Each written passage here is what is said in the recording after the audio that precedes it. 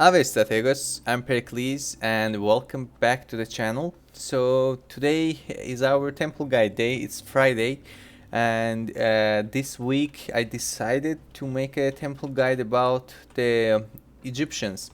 If you remember the last episode, we made a video about the people of Pontus temples, and that was the last Eastern cultured faction left. Like we the last Eastern cultured faction that we haven't done it before, and with that, Eastern cultured factions are done, and we decided to go with Egyptians today. They are the only faction in the game that considered as an Egyptian culture. There is no other faction sharing the Egyptian culture with them. The only faction are themselves. And probably after these, we'll start making videos about barbarian cultured factions, their temple guides and stuff. And that will be probably end of our this series. So before jumping to the video, folks, I'm gonna do one more announcement at the end as well. Lately, I think we are getting less views, and basically our videos reaches to less amount of people. Maybe YouTube doesn't recommend our videos lately. So I would appreciate if you would guys go ahead. If you haven't subscribed to the channel, please do so. Like the video at the end if you would enjoy the content, and feel free to share your thoughts on the comment section. That will help us to keep the video interaction higher. So let's jump to the temple guide. So people who watched our temple guides before, they know the drill, but whoever is watching it for the first time, I'll give a quick brief information what we're doing here. So we basically talking about each temple option each faction has, and we go over them one by one, and we're talking about their stats, their bonuses, the traits, the followers that they can grant to us, and at the same time, at the end, we summarize it and decide that in which situation which temple sounds good, and which basically temple option suitable for you in which cases, and etc. So we'll go one by one, and let's take a look what kind of options we have. So Egyptians are, I assume, the only faction in the game that has 5 temple options. We have seen 4 temple options before, I think with Greek cities, and if I'm not mistaken with Macedons, but we have never seen 5. So Egyptians has 5 temple options, which they are Isis, Osiris, Imhotep, Set, and Horus. So as I mentioned, we're gonna go one by one and talk each one of them. And people who is watching for the first time, I'll give a quick information. We are basically using a console commands in this series in order to build the necessary buildings, not wait in the regular gameplay. And at the same time, I use the console commands for cleaning all the traits and all the stats basically from the family members which are not related with the religious buildings, with the temples. Whatever you're gonna see in this page, all related to the certain temple, and I'll talk about them one by one. So let's start. So we're gonna be starting with Isis temple line, basically Isis option. So let's start from the first tier, Shrine to Isis. So Isis, guys, in the game files is called Temple of Fertility. It's a fertility temple, and we've seen another fertility temple with Julia Romans. If you remember, folks, they had the series that was basically fertility temple as well. And Shrine to Isis is also, like, the whole line is fertility temple as well. So let's see what does it gets for us. It gets us 5% public order bonus due to happiness and 0.5% population grow bonus. So it is a decent start. We're getting a bit of public order, which why you usually building the temples for. That's the main reason of temples having a public order bonus, and gets us a 0.5% population grow. Since it's a fertility temple, that makes sense to see that bonus over here, and also is good with the basically settlements which has like low population and difficult to basically grow them. Especially the settlements which are under the 2000 population. That makes sense. Very easy to build. Only the first tier, and very cheap as well, takes one turn and gets you a little bit population grow bonus. So that might be useful in certain cases where your your settlement population suffers, where your population basically having a very low number of population. So then that temple is a good idea to start with. And let's talk about what kind of trait we can get after building this first tier ISIS building. It is gonna be a merchant trade. So I'm gonna ask you kindly not basically mind this first trait over here. Even despite using a console commands, I'm not being able to use a console command on merchant, so I couldn't remove this trait. So just ignore this natural born merchant. That's how he got recruited. But we'll be talking about this devotion. So a lot of you already know, especially whoever watched the previous temple guide videos, they know a lot about the devotions, but I'll go over them once more. So the devotions are traits that's special for the merchants, and they are different from temple to temple. So since we have the fertility temple, our merchant has a devotion to fertility. If we would have like, which we will see in the other temples, if we have a temple of, let's say, violence, we're gonna have devotion to violence. So, and how does this devotion works? So these devotions works in two different ways. In both ways, you have to have at least the first tier religious building built, like constructed already in your settlement. You have to wait for the construction to be done, and once it's done, then you have two ways. The first way, if you have already recruited a merchant early stages in the game, like I mean before building this building, then what you do, you simply move that merchant. Let's say if you built the shrine of Isis to at the Sidon, which way we did, you're just moving your merchant from wherever he was to the Sidon, and you're letting your merchant end the turn in that settlement. So letting him end the turn in the settlement once will let him have this trade with 100% of chance. So there's no way you're not getting it. That's the first way. The second way, if you don't have a merchant, you can just finish the construction of this building, and then you can recruit a fresh merchant, and your newly recruited merchant will basically appear with this trade. So you don't have to do anything special. So both ends with 100% of chance your merchant will get that. And as I mentioned, devotions differ from temple to temple, but keep one thing in mind: one devotion for one merchant. You can't have more than one merchant. You might think like, okay, well, I got the merchant of fertility, let me move to another settlement which I built different temple, let's get that devotion as well. That won't work. Your merchant can only have one devotion to one ideology, and that's the only trait that the first tier ISIS building unlocks for us. And we've already talked about its bonus as well. Now it's time to jump to the second tier temple tier building. So the temple to ISIS, which is second tier, we see that public order bonus goes up to 10% from 5%, and population grow bonus goes up to 1% from 0.5. So we see the twice as much increase compared with the first year. So again, lets you have some population growth, also helps with your public order a little bit, which is I would still consider 1% population growth in 2000 population still okay. In these tiers, population growth is worth more than in the later stage, which we'll talk why, but not bad at all. So let's take a look and talk about what kind of traits you can get after finishing the construction of this building. So there's one trait and one follower we'll talk about, which is over here. Let's start with the trait.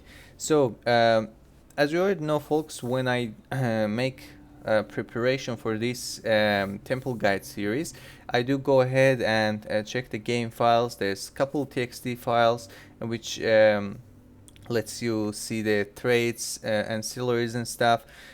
So in the game files, this trait is called as a fertile one, and we see it as a fruitful here, and it says increases the chance of having children.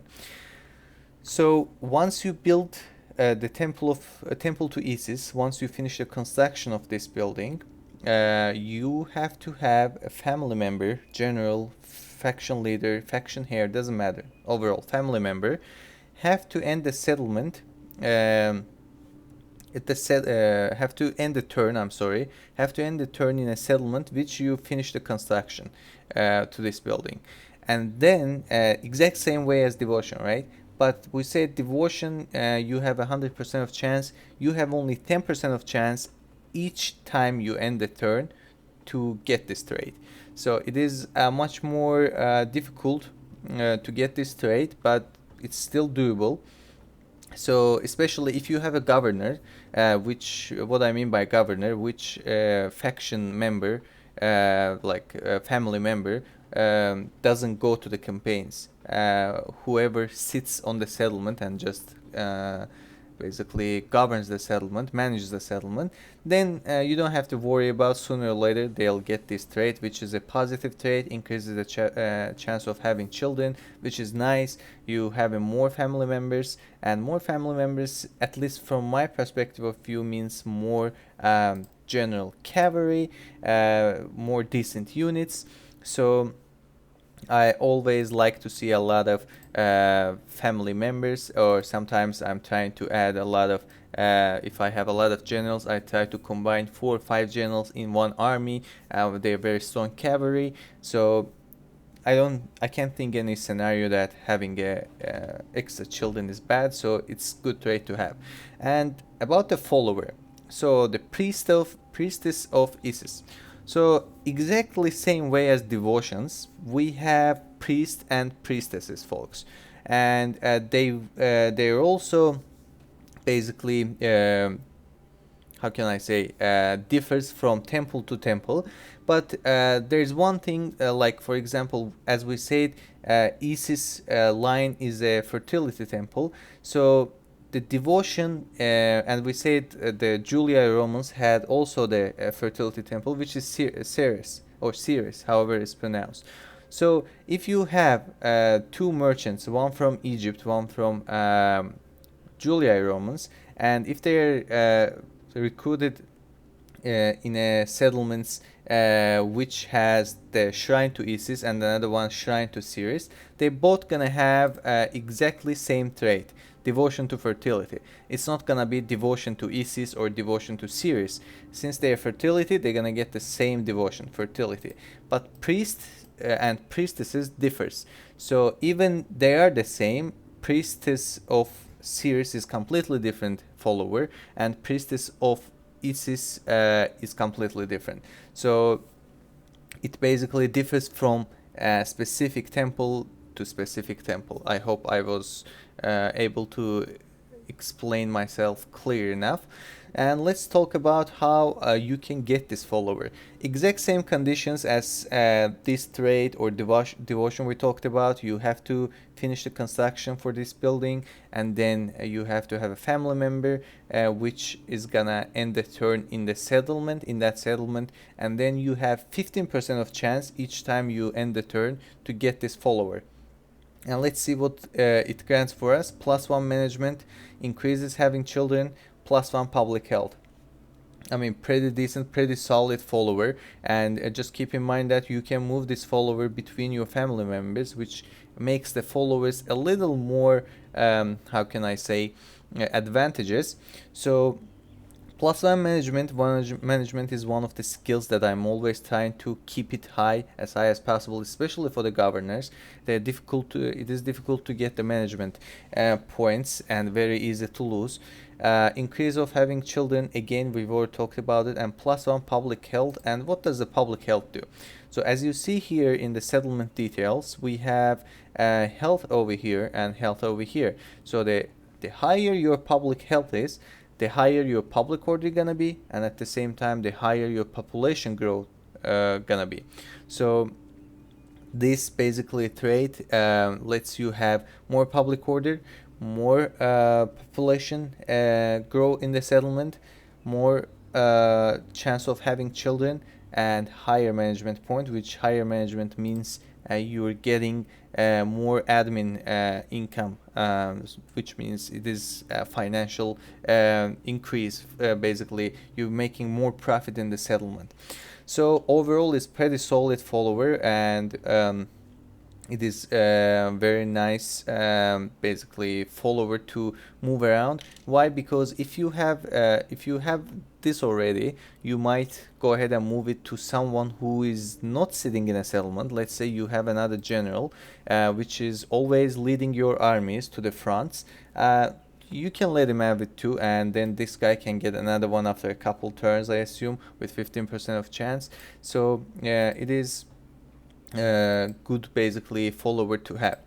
Now let's talk about the higher tier, the third tier, the large temple of Isis. A large temple to Isis, 15% population order bonus due to happiness, and 1.5% population growth. Not bad again. This is where population growth bonus slowly starts losing its value, and but so far it's fine, not bad. And we don't have any trait or follower after the temple to Isis point. So all the basically the Isis temple related traits and followers is already unlocked with temple to Isis. You still might get it with higher tiers, but you don't have to necessarily build them. So after this point, you only getting the buildings themselves bonuses, which stats are here. So the fourth tier awesome temple, we have 20% public order bonus and 2% population growth. And let's talk about the temple city, which is with the Roman and Greek language is like a pantheon. The temple city, 35% public order bonus. So our public order bonus goes up to 35% from 20, pretty decent jump. 2.5% population growth bonus. We'll talk about it, and 10% public order bonus due to low, 10%. So we have heavily basically we have a heavy increase on public order, 35% from here, 10% from here, so overall 45%. But there's another thing I want to mention that I learned recently. This public order bonus due to low also gets you more money in the settlement. If you have a corruption, the public orders due to low decreases your corruption, which means you are saving more money. So that's another point that I wanted to mention. But so overall we have 45% public order bonus and 2.5% population growth bonus. Why I say in the last two tiers, especially in the last tier after this point, this doesn't make sense at all, because usually I do try to keep the population high and try to grow them as soon as possible for reaching the huge city. Once I reach to the 24,000 population cap, I don't need my population go to 30, 40, 50,000. I mean, that doesn't just work for me, because I'm trying to keep as least amount of garrison as possible and tax them as much as possible. And this more population will get me more public order issues and nothing else. So population growth bonus works in the first couple, I would say early to mid game, maybe mid to late, but definitely after the fifth, once you reach to the huge city, you don't need population growth bonus anymore. Even in the large city, you can start capping it as much as possible. In some point you're not gonna be able, but trying to avoid the further conflicts with the public order issues, you might keep that in mind. So that's all about this ISIS line basically. And the next one on line is on the our list is Osiris. So Shrine to Osiris is a temple of fun, and in the previous temple guides we've talked a lot of temples which they're the temple of funs. One of the recent ones was Armenians. If you remember, they have the temple of Anahit. Anahit was their, I assume, goddess, which considered a temple of fun. With Thracians and Seleucids, they were sharing the same god called Dionysus. That's also the temple of fun. The Dionysus temples are the temple of fun. And again, the Julia Romans has temple of Bacchus, which is Bacchus is also temple of fun. So big portion of the traits, skills, and bonuses you're gonna see over here is gonna be the same thing that we've already talked, but we'll go once more. There's maybe some tiny changes related to the Egyptians. Let's start from the first tier. So temple of fun, we said 10% public order bonus due to happiness we've seen here. So fun and happiness makes sense. 10% public order bonus as a start is fine. It's pretty decent, pretty solid actually. Usually getting 10% in the first tier is not very common. You do with some temples, but it's nice to have. Very easy to build, very cheap to build, and it is a nice bonus to have. Now let's talk about the devotion that it gets, the devotion to fun over here. Exact same conditions as the devotion we've talked before, 100% of chance if you will follow those conditions, and you can take a look today what kind of bonus you're getting. +1 finance when trading wine, +1 finance when trading fabrics and dyes, -1 for grain. I'm not gonna get into merchant basically guide details. I'm not gonna talk about is it how to use it or stuff, but just tailor it to your needs basically. I think we forgot to mention over here the fertility temple gets devotion on the fertility temple is +1 finance grain, -1 on the lead, so just keep those in mind. And let's move forward. Actually, before moving forward, there's one ancillary that you getting, like as soon as you build the Shrine to Osiris, it lets you have it, which is cook. So you don't get it with 100% of chance once the building is done. You might get it with 10% of chance, but exact same conditions as we've already talked about. It has a 10% of chance, but once you build this building, and if you have a governor, sooner or later he's gonna get this basically follower. And what it gets for us, +1 personal security, improves the chances of detecting and foiling assassination attempts, which looks like a positive bonus, which is actually a positive bonus, but it is not very important positive bonus. Why? Because I am always mentioning that I don't feel like personal security is very important in the game, because just think about it, how often and how much so far you've suffered from the enemy assassinations. Very low. That's gonna be like almost none, right? So that's why it makes it a little bit an overkill. So it is good to have if you have nothing else, but as you know, you can have unlimited traits, but you can have at most 8 followers. So I wouldn't like to pollute my follower list with this trait. So I'm definitely I can definitely be able to find much better followers than this cook to put in that list of 8. So let's jump to the second tier Osiris building. Public order bonus due to happiness 20% this time.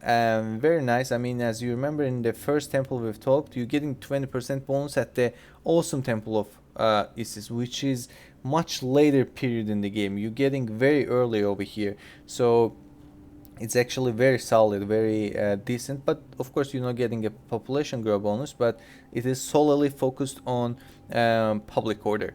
Now let's talk about traits, followers, ancillaries over here. Before getting into traits and followers for the family member, I'm gonna mention two followers for spies or either assassins, which I choose a spy over here to display for you, but those followers works on assassin as well. So there's two of them. They both works the same way. You have to have a Temple of Osiris, and you have to have assassin or spy that ends the turn in the settlement, and each time they end the turn, they have 15% of chance for both of them separately to get these followers. The first one is courtesan, another one is dancer. That gets us one agent skill. This gets us two agent skill. And what are the agent skill does? If it's a spy, it lets basically your spy to infiltrate to the settlements with a higher chance, open the gates for you with a higher chance, and also if I'm not mistaken, if your spy is in a little bit of distance of, for example, the enemy settlement or troops, requires you basically your spy can stay in a little bit further for being able to see what they have or what they don't have. So you don't have to always necessarily, if you don't know it yet, you don't always have to necessarily like click on it and get him infiltrate to the army or to the settlement. Sometimes if you're over here, it shows you what kind of units they have and what kind of garrison their settlement has or what kind of buildings they have. So I think the higher, with not being sure, the higher agent skill, higher points in agent skill lets you basically discover the enemy units, enemy buildings, enemy garrison from further away. And as in assassin, of course, the higher agent skill means your assassination attempt will be more likely to succeed. So if you have like 50% of chance to kill this captain over here, if your agent skill is higher, it might be 7, it might be 8, it depends on how high it is. So that's it. Two followers, and not this one, this is how he comes. So two followers, both of them 15% of chance separately, and you just need to build a Temple of Osiris and let them wait in a settlement until get those. And now let's jump to our faction member, basically the family member. Let's talk about traits and followers we will see over here. So we've already talked about cook. We'll talk about the other three. I'm gonna start this time with followers and then jump to the traits. We have a comedian, +1 morale for all troops on the battlefield. One of my most favorite basically bonuses to see in the game overall. +1 morale, +2 morale. Why? Because I do play the battles manually in 95% of the cases, and when I play campaign, the arcade battles option is being off. So it means the factors such as fatigue, morale is applied to the battles, and actually they are very crucial factors in the battle. So having morale lets me to have more basically how can I say, the better quality units. Why better quality units? Because they don't break easily. The higher your morale is, the less likely they will break. They're gonna break more difficultly. Have you ever seen, like, when you play with peasants, once they, as you see, their morale is 0, they are just charging to the enemy or enemy charges to them. They're fighting 5-10 seconds and they start to run away, right? So that happens because of the morale. They are getting scared too fast. They are basically but they basically don't like to stay and fight for too long. But the general cavalry in the opposite side has high morale, which is this Egyptian chariot is actually low. Usually you see at least 10 morale on the general cavalries, and they don't usually break until they almost done. If you have like 65 units, they're gonna start running away if their numbers went down to 15 maybe at most 20, you know. So the higher morale is very crucial in the manual battles. So that's why it is one of my favorite bonuses to see. But unfortunately, you have only 8% of chance, if I'm not mistaken. Let me double check. Yes, you have only 8% of chance at the end of each turn to be able to get this follower. Another thing, keep in mind, you can move this follower even if it's popped up on your governor. Just move it to someone who is going to the fights constantly. Whoever sits on the settlement, this follower is not going to be very useful. Just once you get it on your governors, just transfer it, move it to one of your the army leading commanders, army leading family members. Then you're gonna basically get advantage of it much more. Another basically follower over here is a drinking companion. So drinking companion gets us +1 influence and -1 command. Influence is very important. Another thing I always call morale and influence the best two bonuses you might get. Why? Because influence gets you a lot of stuff. It lets you have more general cavalry. It lets you have more basically public order bonus because of where was it? Let me see. I think since he has 0, but if he has a influence point, you're gonna see another point over here, which I think this guy has. Yeah, you see he has 4 governor influence, 20%. Each one influence point gets you 5% public order bonus. So influence is very important. And command, in the other hand, it is not very important. It might look like an important stat since over here, but it's not. Especially if you're fighting the manual battles, I don't. As far as I know, you don't get any bonuses. Lately, I've seen a comment that they've mentioned that it affects to the unit's morale or fight ability. I'm not 100% positive on that, but if that's the case, then that makes the command a little bit more useful. But as far as I know, it only affects once you only for the auto resolving the battles. If the AI they handle battles for you, the higher command lets you have less casualties, more inflicted casualties, but on the manual battles, as far as I know, it doesn't affect anything, so not super important for me in this point. And we see the priest for Osiris over here, 15% of chance. Oh, I forgot to talk about the conditions here because there's something interesting I want to mention. So 7% for getting this drinking companion with exactly same conditions applied to others before, but there's extra condition over here which requires you not only build a temple of Osiris in your settlement and end the turn in that settlement, it also requires your family member who wants to get this drinking companion has to be has a trait called drink 2. So we're gonna talk about drink 1 trait over here, but drink 2 I'm not so sure did I add it or not. If I hadn't added, let's just use a console command and add it to this guy over here, drink 2. Let's see what's drink 2. So you have to have this drink 2 trait, likes a drink, and gets you -1 management. If your family member has drink 2 trait already, then it might be plus another conditions are applied, 7% of chance he might get this one. So overall it is pretty difficult to get it, but I wouldn't sweat myself for getting it. Overall, if you'll do the calculations, you'll see that it doesn't actually not very worthy.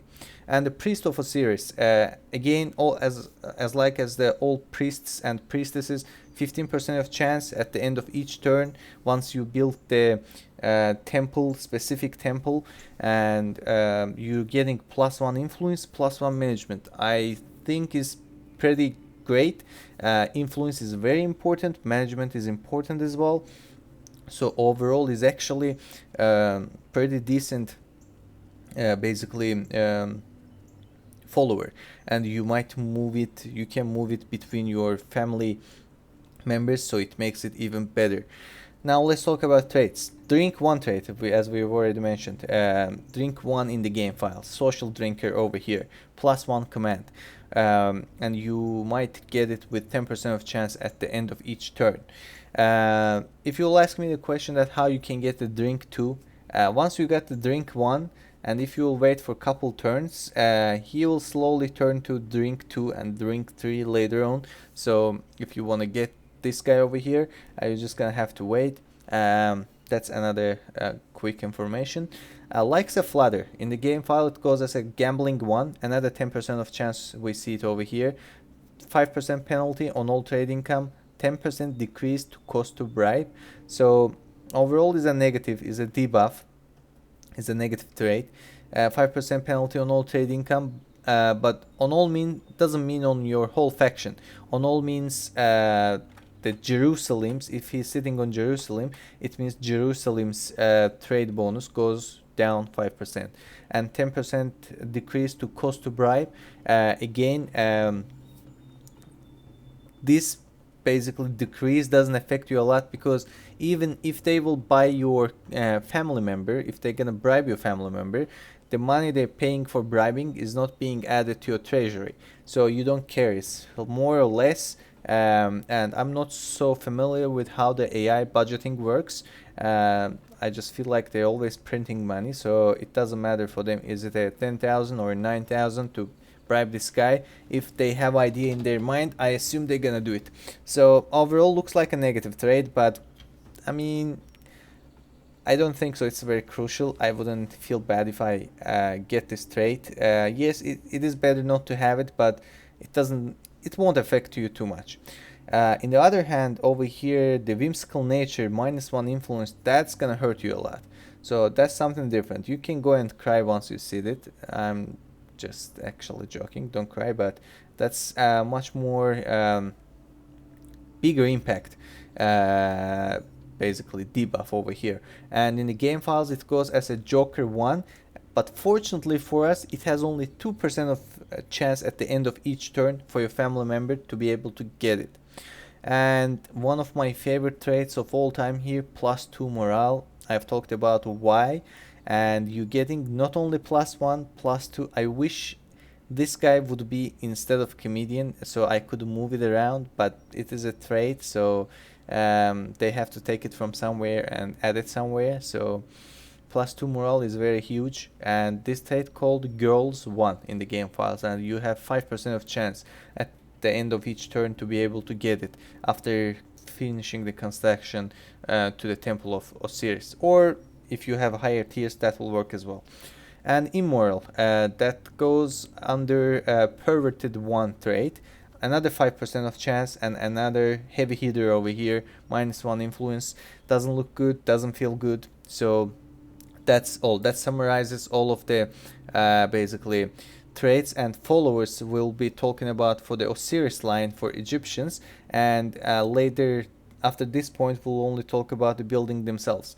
So in the 3rd tier we see the 30% public order bonus, and 4th tier 40%. We've seen steady increase so far, and let's take a look to the temple city of Osiris and what happens here. 50% public order bonus due to happiness, nice. 10% public order bonus due to law, another great thing to have. This guy was 45% altogether, where Osiris is 60% altogether. +1 population growth bonus per turn. I don't understand the idea why having a 1% population growth bonus, not having all the way, just having in the last tier, that is completely useless for me. But overall that doesn't even decrease it does decrease the value of the temple city, but it still, I think, puts in a pretty solid place for me at least, which you're getting 60% public order bonus and 10% from the law, which also helps you with your settlement financials, settlement corruptions as well. So pretty solid temple line, and that is all about Osiris. So now we're going to I assume, yep, Imhotep here. We're going to the Imhotep line. We're gonna start with Shrine to Imhotep. So Imhotep is Temple of Healing, and we've seen healing temple at Seleucids. Their god name was Asclepios, and with the Brutiais, and Brutiais has a Juno. Their both of them were the healing basically gods and goddesses, and Imhotep over here is a healing temple as well. So let's take a look what's going on over here. 10% public order bonus due to happiness, 0.5% population growth bonus due to health, and 5% public order bonus. So again, another 10% public order bonus. We're getting 5% from happiness, and 5% in general, I assume, as a base, and you're getting population growth from health 0.5%, which is solid start, pretty solid start. You're getting 10% public order bonus overall and a little bit population growth bonus. So if you'll compare it with ISIS, you're gonna see that you're getting pretty much the same stuff plus another 5% public order bonus. So that puts this basically first tier temple actually one step from both of them here. You're getting like extra bonus over here, so it puts you in a little bit better starting point. Now let's take a look to the devotion of the merchant over here. Devotion to healing, 100% of chance for getting this trait. You can either recruit a new merchant, or you can bring your merchant to the settlement and let him end the turnover at the settlement where you've built the shrine to Imhotep. +1 finance for amber, and +1 for incense, -1 for the lead. Again, tailor these bonuses to your needs. So we'll jump to the second tier over here. Temple tier, the second tier. So overall 20% public order bonus, 10 from happiness, 10 base public order bonus, 1% population growth bonus from health. Again, started strong, continues strong, continues solid. So overall it's pretty nice, pretty good to build this building. So far it's ahead of the other two competitors in both tiers. Now let's talk about the trait and followers over here.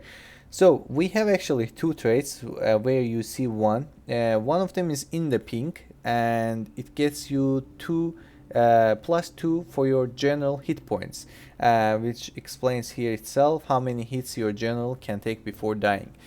For me, it's very, very important because early campaign, mid campaign, especially early in mid, even in the late campaign, I do like to play with general cavalry a lot. They are very strong, they don't flee, they don't run away easily, they fight very decently, they have a high melee attack, high defense points, and one of the issues I'm sometimes having, especially in the city battles, sometimes you charge with your general cavalry to the enemy units, even to the peasants. Sometimes stupidly you losing your general, somehow he's dying. So that basically helps you to prevent it more. You're getting more general hit points, so he is being more tanky. Not his cavalry units, but him, general himself, which is huge, I guess. And you have 10% of chance at each turn to get it. Where the second trait is exact opposite of this, so that's why I couldn't have both opposite traits on one family member, which is, let me see, feeling poorly. Another 10% of chance, but over here you're getting -2 from the general hit points, which is pretty bad actually. And plus you're getting -1 command when attacking. I wouldn't mind this at all, but I mean this -2 general hit point is already pretty bad. So that's why I couldn't have the same thing on this guy over here. Now let's talk about the followers. We have Master Embalmer, gets us +1 morale for all troops and +1 command when attacking. Again, the command doesn't excite me, but it's plus. Morale excites me a lot, so it is very great follower to have in your attacking, to your sieging, to your army leading family members, not the governors. And you have unfortunately only 7% of chance at the end of each turn to be able to get this follower. And here we go, the priest for Imhotep. +1 management improves the chances of casualties recovering from their wounds. I'm gonna explain what it is. Again, 15% of chance for getting this priest. Management itself is pretty good already. And what is this? So in the game there's a mechanic that after each battle, the first I'm not so sure, it is between 10 and 20, so I'll call it 15, but I'm not so sure about the number. In the battle, the first 15% of your casualties is being recovered automatically. So it means if you have 100 men deployed to the battle, and if you've lost how many? Let's say if you've deployed 1,000 men to the battle, and if you've lost like 100 of them, the first 15 men that you lost is gonna be recovered. So this increases that chance. So it maybe makes it 20, 25, 30. I'm not so sure. It doesn't mention how much it increases that chance, but it does increase. So it is very useful in certain points. If you have like very, how can I say, very valuable units, which you cannot retrain them in everywhere, then you can use it to your favor. For example, I'm always giving the example for Carthaginians and Seleucids. They have elephants, right?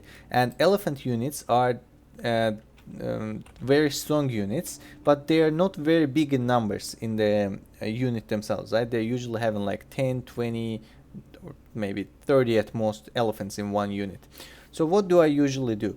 I go use my elephants before engaging to the enemy. I send my basically elephants to the suicide mission against the enemy's most valuable units, usually being general units. So I attack to their general, or if they don't have a general unit, another important units with the elephants, but not to the hoplites, because hoplites are just like killing the general elephants instantly, and you don't get any value from it. So charge enemy valuable units with your elephants, and then let them die. Let's say you have 30 elephants and then all of them is died, or 28 of them died and 2 of them ran away, so usually I count as a 30. So then calculate which numbers 15% is 30, which is gonna be 15%, so it is gonna be 200, right? So it means if you will have totally 200 casualties, you gonna recover the whole 30 elephants at the end of the battle, because they were the first casualties and the game lets you have it.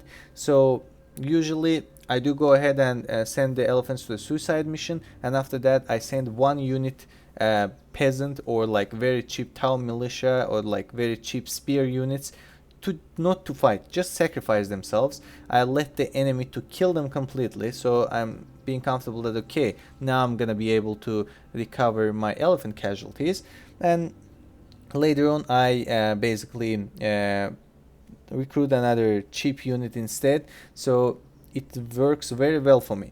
So this increases of having the casualty recovers from the wounds is actually very important if you know how to use it. So overall is pretty good follower to have, and as it is follower, you can move around between your family members.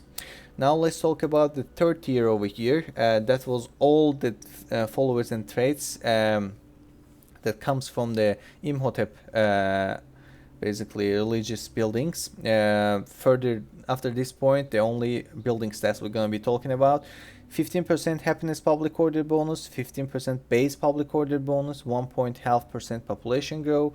I assume it's 2020 here, which makes it 40% altogether, and 2% population grow bonus. So in all first 4 tiers, I feel like this line of temple, this Imhotep line, is ahead of both of its competitors in each tier. Now let's talk about the, let's see the temple city. 25% public order bonus due to happiness, 25% public order bonus base, which makes it 50% altogether. 2.5% population grow bonus, I mean we don't need that over here. 20% trade income bonus, and experience bonus to troops trained here +2. So we see a lot of different and interesting extra bonuses here. So this guy we saved 60% and this guy we saved 45%. So it's still ahead of basically Isis Temple actually. Even in all tiers I feel like it beats the Isis Temple, but in the Temple City might be Osiris is better than Imhotep. Why? Because it grants you higher public order bonus. But there's important thing about it here, experience bonus to troops trained here, which it is important. Why is important? Because even your freshly recruited units, your cavalries, your missile units, your infantry, gonna start with extra 2 experience point, which experience point increases their armor, their defense, their melee attack, if they're missile, their missile attack. So it is very important actually starting them with +2, but unfortunately it is you're gonna have to wait a lot for getting this building. 20% trade income bonus. Of course we're talking about the trade only in the settlement trade bonus, which you go over here. It is 227 right now. Let's assume in that time we have like 1500 trade or 2000 trade basically income. I don't think so. Let's say 1000, and you have 20% bonus, so it means you're gonna have 1200 instead of 1000. Just ask that to yourself, how 200 denarii, how important it is for you in this stage of the game. In 95% of my campaigns is never important. So 20% trade income bonus, I feel like it's there just for being there, because if they're gonna have to put something else over here, that would make this probably temple line OP. So probably they try to put something over there, but not very important. But experience bonus is important, and we'll summarize at the end like which is better in comparison. But that's it about the Imhotep line. So I'm sorry, I'm just gonna scroll down on my notes over here. So now let's go to Memphis over here. I think I built a Set temple. Great. So the Temple of Set, or the Set temple line, it is called Temple of Justice in the game files, and we've seen 2 factions in one temple guide video, Carthaginian and Numidians. As you remember, I didn't make separate video for Numidians since they were sharing exact same followers, traits, buildings completely. So they both had the Temple of Baal, shrine to Baal. So the Baal was a Temple of Justice as well. And here we go, another Justice Temple, Set. Shrine to Set gets us 10% overall public order bonus, 5% from happiness, 5% from low. Again, it is solid start. It is very basically decent start. In comparison, it is very close to Osiris, but I would say probably is better than Osiris, since Osiris is only happiness, but this guy is 5% on low, so you get a little bit, how can I say, corruption decrease as well, which is actually being huge in some points. And in the early campaign it is important for you, because in the end campaign you don't need money a lot, you usually have a lot of denaries, but in the early campaign you're desperate for the denaries, and most of the time until setting up your economy and starting building, recruiting and stuff. So it is great. Now let's take a look to devotion on our merchant, which is devotion to justice. Again, 100% of chance, either you recruit or let him stay in the settlement for 1 or 2 turns. With 100% of chance it'll get it. +1 finance when trading slaves, and -1 not trading slaves. I've already mentioned that this slave finance is, for me, is more valuable compared with the others. Why? Because after one point in the campaign you start to enslave. Let's say you have +1 when finance when trading iron. You don't have iron in each settlement. Your merchant should sit on an iron node. But slave, once you start enslaving, you're gonna have a lot of enslaving nodes. So that's why it makes it little more useful, which the other devotions are being more like niche, more specific use. So That is the trait, the first tier set building unlocks for us. In the second tier, Temple of Set gets us 10% happiness public order bonus, 10% low, so overall 20, which is great again. I assume until the Temple City level in all 4 tiers is gonna beat the Osiris, since it divides to happiness and low. Now let's take a look to traits over here. So we have the not the faction here, of course, even-handed trait. In the game files, it's called just one, and you have 10% of chance at the end of each turn to be able to get this trait. And there's another trait which exactly same way as we have just talked over here, the opposite trait, also with 10% of chance, but I couldn't add it here since it's opposite. It is over here in this guy as well. What was that? The Punisher, +1 on rest, which is affecting your public order negatively, and +2 low, improves the public order. And that's the opposite trait, but this one is just gets +1 low. So overall, it's basically 1 gets you unrest, which decreases your public order, but gets you +2 low, so gets you basically more public order bonus. Another one just doesn't get you unrest, only gives you low. So overall, I feel like it's pretty much the same. And I don't know, the other one considered as a negative trait, this one is considered as a positive trait. So but overall it's both is fine, both is 10%, both is acceptable, I guess. So now let's take a look to the basically let's take a look to the followers actually. So we have 2 followers over here. The judge, which is actually the crooked judge. It is 20% of chance for you to get it at the end of each turn. Gets you 20% discount on agent training costs, +1 on rest, and +2 low. This part is very similar with the harsh justice, the opposite trait of these that we've just seen in the other general. Very similar, and gets you +20 discount on agent training cost. This part is good. I mean, discount on agent training is not very important, I assume. So overall is not bad, but not super exciting follower. It is good for, in some point, for a governor, just because of it is +2 low bonus. But that's it. And Priest of Set. Priest of Set gets us +1 management and 20% on agent training costs. Management is fine, but again, agent training, how often you recruit an agent, how often you train an agent, and not very often, and in the early game pretty much none. So I don't think so that's very important. Now let us jump to we're gonna have another follower we'll talk about in the awesome temple, but let's take a look to this one first. 30% overall, 15 from happiness, 15 from low, so goes steadily increasing so far. Same over here, 20%, 20%, overall 40. And now let's talk about that follower I was talking about. That is a unique basically follower for only for assassins. It's called Pet White Cat, and you have 15% of chance to get this follower at the end of each turn if your assassin is sitting on a settlement where you finish the construction of Awesome Temple of Set. So 15% of chance.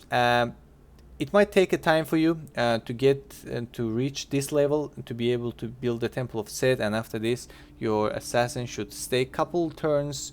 It might be long, it might be just in the first turn, only 15% of chance. +2 agent skill is good. I mean, you're recruiting a fresh assassin, for example, where I did. He comes with Assassination Genius sometimes, that's completely random. It's not related to the temple guide, by the way. It gets +3 from here and +2 already on top of it, so starts with like 5 agent skill with the age 21, and he hasn't even killed anyone yet. And once you start killing couple people, you might get like expert assassin, and you might completely fill the agent basically agent skill to 10 points, and to killing the enemy family members, faction leader, faction heir, or agents is gonna be much more easy. So actually it's pretty good follower, and maybe it gets available in the later in the campaign, but it's very I would say like decent, very important, and very nice touch to your assassin. And let's take a look to Temple City. 35% public order bonus, and so it goes from 20% to 35, 15% jump in here, and from 20 to 25, 5% over here too. So overall you get 60% public order bonus, exact same way as where was it? Exact same way with the Osiris temple, but Osiris has 50% on happiness, 10% on low, but this guy has 25% on low, so it's much better. And let's take a look to the rest of the bonuses we're getting. Population grow bonus, two population grow bonuses, one from due to the health, one the base population group, so overall 2% in the temple city level. I mean, completely useless. And another 10% public order bonus, so that makes it 70% public order bonus overall. Even these two guys is completely useless unless you want to break a world record and have the most populated settlement for all time. These two completely useless, but at least you're having 70% public order bonus overall, so it is huge actually. I mean, I can say so far probably the best temple line for me, but we'll talk about the summary at the end. Now let's go ahead and talk about the last temple, which is Horus. So Horus is a temple of law. We said the set was a temple of justice, and here we go, this is the temple of law. And we've seen the temple of law in another faction with, if you remember, with the Scipii Romans, they had a Saturn. That was their temple of law, and the Horus is Egyptian temple of law. So temple of law gets us 5% happiness public order bonus, 5% low public order bonus, exact same as a set. So I assume it continues in every tier until the fourth tier, actually until the fifth tier. Set and Horus, they're exactly the equal on the building stats. And now let's take a look to traits and followers. So the first tier unlocks us a devotion for the merchant again, devotion to law. Another one here, +1 when trading slaves, -1 when not trading slaves. Even I guess devotion is the same, right? Or no? Where was it? The justice. Yep, even the devotion is the same as well.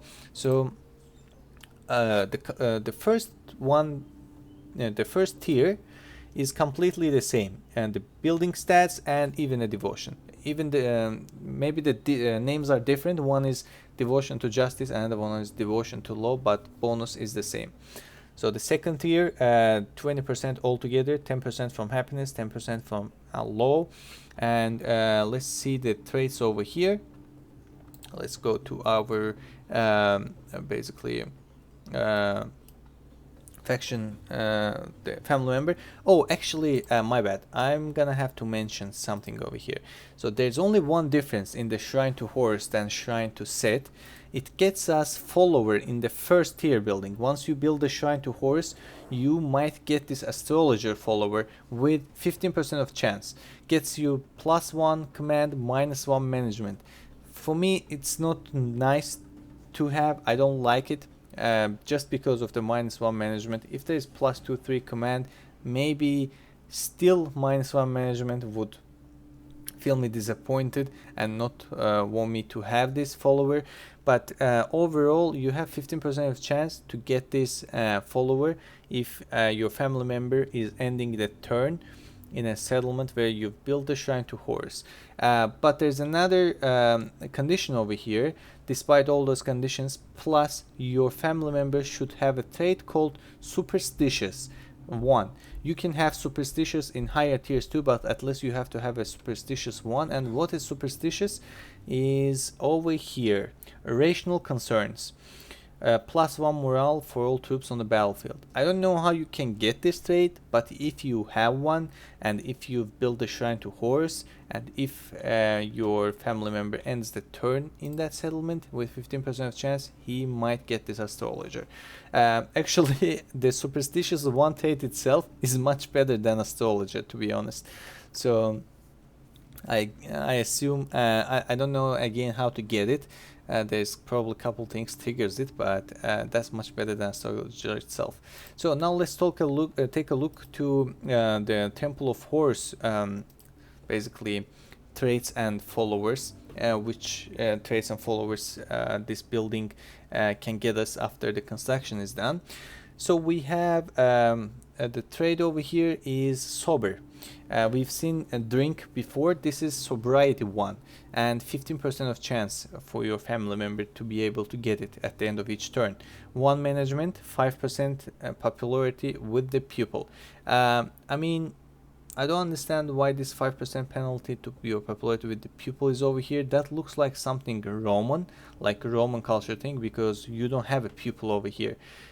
This is like a senate and a pupil thing. But since the game let me have this trait, it means Egyptians can have it too. Because usually I add these traits with console commands, and sometimes if the trait is not how can I say, available for that culture, it says that you just cannot add it. So it let me add it, so it means you can have it. 15% of chance. Management point is good since you don't have like a pupil or senate war. Not well, basically I wouldn't mind that to that.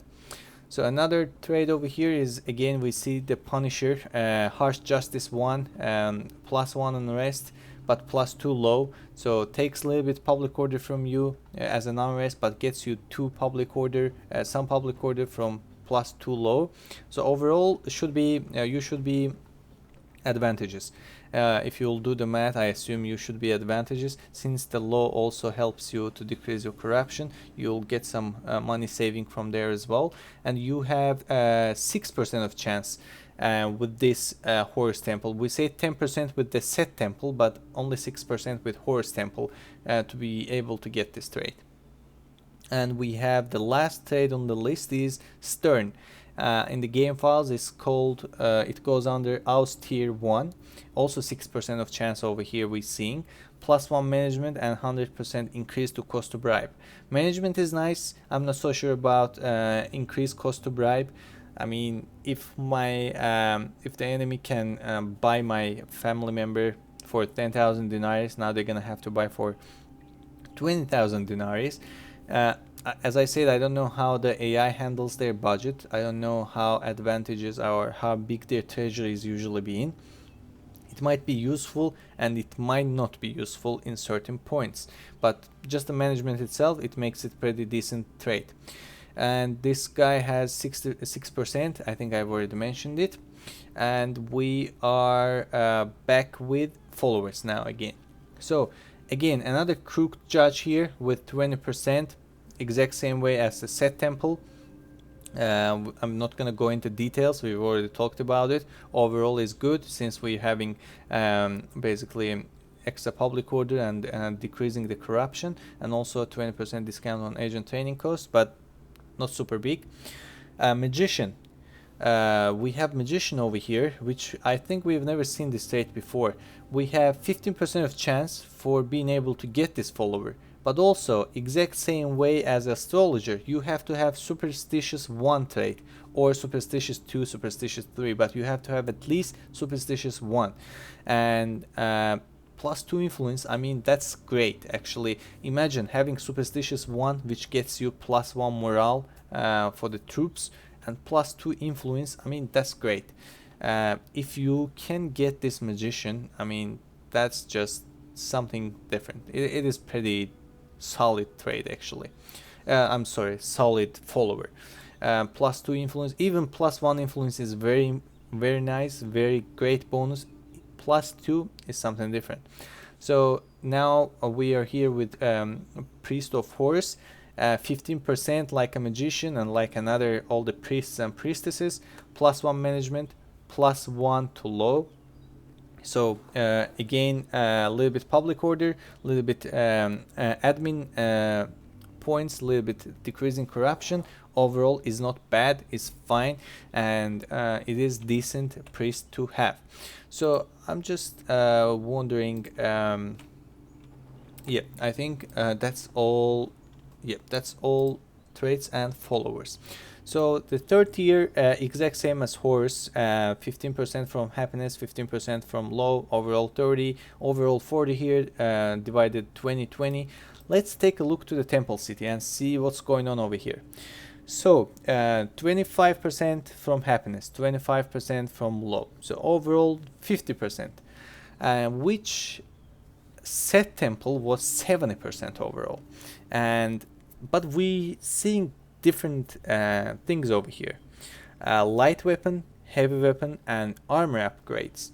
So this is more military upgrade. So it lets you have 50% overall, basically, public order, and it lets you have at the last tier, temple seated tier, a little bit more how can I say, military buff, military basically advantage, right? So it is not bad. It was coming like so far it was coming pretty same, but now in this stage is a little different than each other.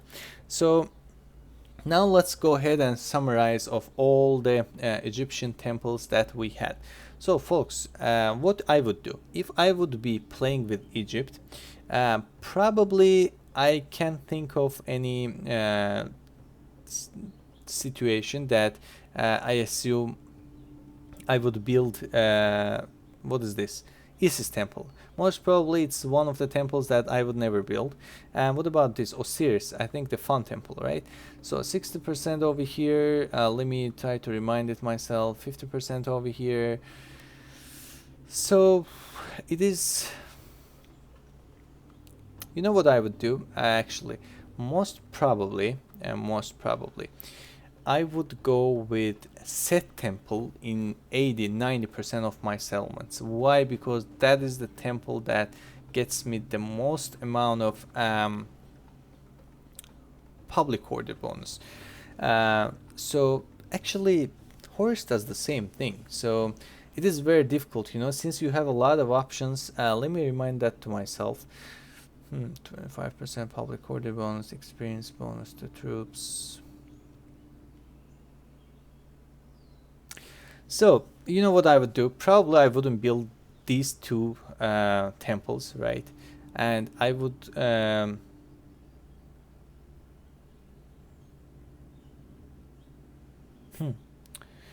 would go between with these three. So Temple City, actually, you know, the last tier is kind of confuses us over here, is very difficult to get. So recently I finished the campaign with the Greek cities. If you've watched, if you haven't watched, I would strongly recommend you go and do it. It was a pretty epic campaign. We achieved the world domination over there. Even with the world domination with Greek cities, I don't remember that I had any single settlement that I was able to reach 24,000 population cap. Again, like, I conquered the whole world, but I didn't even have a single settlement that have 24,000 population. Not even building this pantheon, building this temple city, I couldn't even reach to this cap, basically. So these buildings is accessible on the very, very, very late game, or if you click to the end turn very quickly, then that's different story. But you usually not easily getting to this level, you know. I play aggressively, I expand fast, I play basically aggressive expansion strategy, so I'm not even having a chance to get over here. So that's why the temple seated tiers is kind of looks good, but also in most of the time in your campaign you're sticking with those 4 tiers, especially with those 3, but in some settlements 4. So I'm gonna basically value them for their basically the first 4 tiers. Actually that would make the most sense, because that's what you're gonna be playing too. In the first 4 tiers, whatever is the sounds good, sounds basically doable, is either you choose set or a horse, depends on your needs. Just take a look to the basically followers taste that we've talked about, and decide which one works for you. Maybe I would go in some settlements set, in some settlements horse, so I can access for both followers and maybe move them around between my family members. But the building wise they are the same. If your settlement needs a little bit population, basically population buff, little bit population bonus, then go with Imhotep. That might be a use for you. But let's say in case you have few settlements that you've built all three of them, in some of them Imhotep, in some of them Set, and in some of them Horus. And if you've reached to the huge city, then what I would do, I would have basically couple settlements that where I recruit my armies, and then I will take my armies to the settlement where the Imhotep basically temple city is constructed, so I can retain my units there for getting +2 experience point. And then if in the neighborhood I have a settlement where I built a temple city for Horus, then after that I will move them there for getting these armor upgrades, and then I can send them to the battle, right? So what they have light weapon, heavy weapon, armor upgrades, and +2 experience points. They are very solid already. Even if you have, let's say, exact same unit, let's say you have a peasant and you facing with another enemy peasant, your peasants is much better already. Their morale still sucks, that's right, but the stat wise they're much better. And temple city of Set, where you're having overall public order issues. So in the very far from your capital, let's say your capital is Alexandria, there's a big cities in the, let's say, Rome, they have like 20,000 population and it keeps growing. You need that 70% public order bonus, so then go with a Set temple, right? If the settlement is far from your capital and you don't want to stop the growth of the settlement, you want it to arrive to the huge city tier as well, then go with the Set. So it really depends on your playstyle, and it really depends on what you're trying to do. But what I would do, I usually build economical buildings in a lot of settlements, and I'm usually keeping only I'm only keeping one peasant as a garrison, so it doesn't cost me a lot. For maintaining the public order in these kind of settlements where I don't build like military buildings, I'm heavily focusing on the economy buildings like ports, land clearances, traders, roads, temples. Then in that settlements I would go with Temple of Set line. The bonus that it gets me for the public orders, and at the end tier I can basically get the 70% bonus. But even, let's say, 8 of my settlements, 8 out of 10 of my settlements is being focused on the economy buildings. That's I do follow this strategy. 2 of my settlements I basically assign them for my military settlements. I do build stables, barracks, archer ranges, and I upgrade them. I try to get them military focused. So I don't recruit in my let's say, if Jerusalem is my economy settlement, I don't recruit in Jerusalem. If Sidon is my military settlement, then I do recruit in there. So in those military settlements, let's say if you have 10 settlements, you split it 8 of them for the economy purposes and 2 of them for military. Then do like this. In one of them, build a Horus temple, and another one build Imhotep temple. And then all the armies you're gonna recruit, they're gonna come, the Horus one's gonna come with the armor and weapon upgrades. Imhotep ones will come with experience points. And then just, let's say, here's the Horus, here's the Imhotep.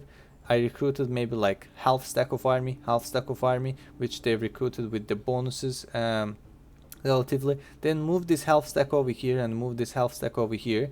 Then retrain them. So let them have both armies have pretty decent stats. That's what I would do, and that's what sounds the best idea for me. Actually, I have never, before doing this temple guide, I never think of Egyptians actually this highly, because Egyptian actually temples lets you play very broad, basically play style. You know, you can play completely customized actually.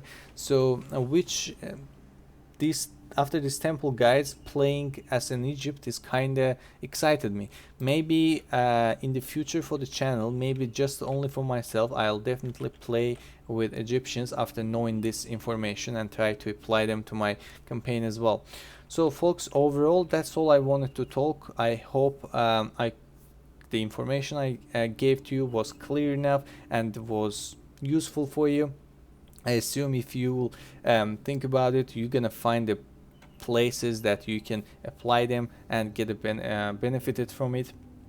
So overall, even in these temple guides, I do find a lot of stuff that I didn't know it before, and I do basically improve my own game style because of those video preparation research as well. So I'm hoping the same for you. And whatever I have missed, whatever you think I have mentioned wrong, please do not hesitate to share your thoughts with me. I would really appreciate it. There's a lot of stuff in the game I assume I don't even know, so would love to hear that from you. If I missed anything or said something wrong, correct me. I don't mind that at all. So again folks, I hope you all enjoyed. If you did, please do like and subscribe, share your comments, keep the interaction with the channel high, and I will be seeing you tomorrow with the Pontus campaign and next week with another temple guide.